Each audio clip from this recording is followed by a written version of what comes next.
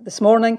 I've had an initial read-through of the Intelligence and Security Committee report. I will read it in more detail when I get the opportunity later on. I would say firstly that we should not be at any point complacent about the possibility of Russian interference in our democratic processes.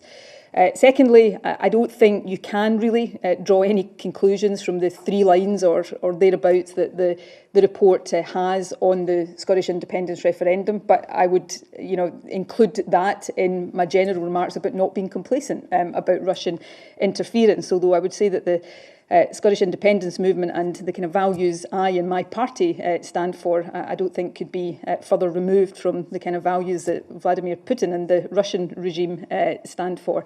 On the Brexit referendum, it appears that the committee concludes that there's no evidence of interference there because the UK government hasn't looked for it. And that brings me to my last point, which is the question you asked me at the end.